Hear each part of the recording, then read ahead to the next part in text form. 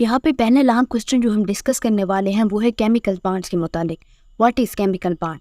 Chemical bond force of attraction between atom which hold them together in a substance, यानी किसी भी substance के अंदर जितने भी एटम पाए जाते हैं उनके दरमियान एक फोर्स ऑफ अट्रैक्शन पाई जाती है। वो फोर्स ऑफ अट्रैक्शन उन एटम को आपस में होल्ड रखती है, यानी जोड़े रखती है। तो उस फोर्स ऑफ अट्रैक्शन को जो एटम को आपस में साथ में जोड़े रखती है उसको हम केमिकल बॉन्ड का नाम देते हैं। अगर हम दूसरे अल्फाज में देखें तो during the bond formation, bond के बनने के दौरान there is a some force which hold the atoms together. यहाँ पे कोई ऐसी फोर्स मौजूद होती है जो सब्सटेंस के अंदर मौजूद एटम को आपस में जोड़े रखती है। उस फोर्स को हम केमिकल बॉन्ड का नाम देते हैं। यहाँ पे केमिकल बॉन्ड की फॉर्मेशन में ऑक्टेट रूल को फॉलो किया जाता है।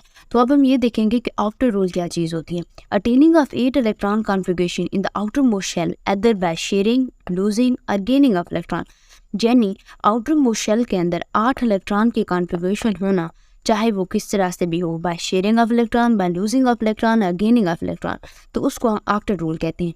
क्योंकि ऑक्टेट रूल के मुताबिक किसी भी एटम के आउटर मोस्ट शेल के अंदर 8 इलेक्ट्रॉन का होना लाजमी है ताकि वो स्टेबिलिटी गेन कर सकें।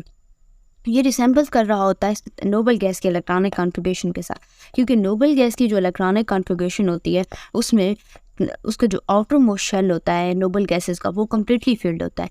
यही वजह है कि नोबल गैसेस रिएक्टिव नहीं होती, ना तो वो लूज़ करती हैं, ना गेन करती हैं और ना ही शेयर करती हैं इलेक्ट्रॉन, क्योंकि उन्हें ना तो लूज़ करने की ज़रूरत होती है, ना ही गेन करने की और ना ही शेयर करने की, क्योंकि उनका outer most shell completely filled होता है। और कोई भी एटम लूज, गेन और शेयर इलेक्ट्रॉन उस वक्त करता है जब उसका आउटर मोस्ट शेल जो होता है वो कम्प्लीटली फिल्ड ना हो। वो अपने आउटर मोस्ट शेल को कम्प्लीटली फिल करने की खातिर एटम इलेक्ट्रॉन लूज भी करता है, इलेक्ट्रॉन गेन भी करता है और शेयर भी करता है।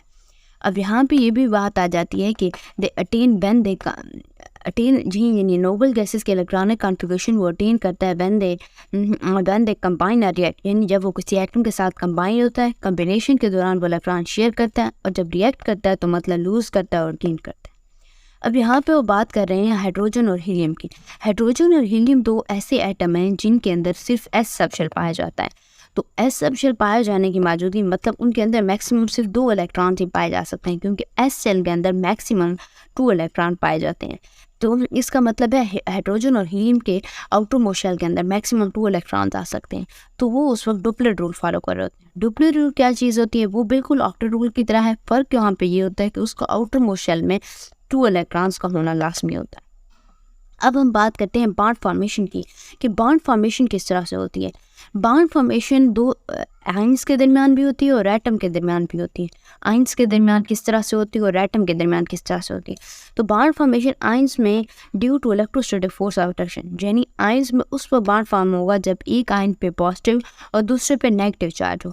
तो पॉजिटिव और नेगेटिव ये जो चार्ज होते हैं इनके दरमियान हम कहीं भी देख लें, अगर कोई भी आइन है, सपोज एक सोडियम का आयन है, इसके ऊपर पॉजिटिव चार्ज है और साथ इसके आ जाता है क्लोरीन का आयन जिस पर नेगेटिव चार्ज है, तो इनकी चार्ज एक दूसरे के साथ अपोजिट है और अपोजिट चार्ज में हमेशा अट्रैक्शन होती है।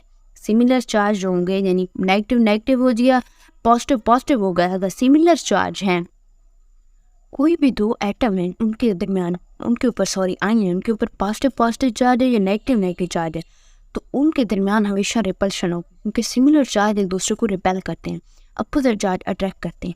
तो यहाँ पे अगर हम सोडियम और क्लोरीन की बात कर रहे थे तो इनके ऊपर अपोजिट चार्ज होती है और यही वजह होती है कि इनके दरमियान फोर्स ऑफ अट्रैक्शन पाई जाती है और यही force of attraction bond formation का बायस बनती है।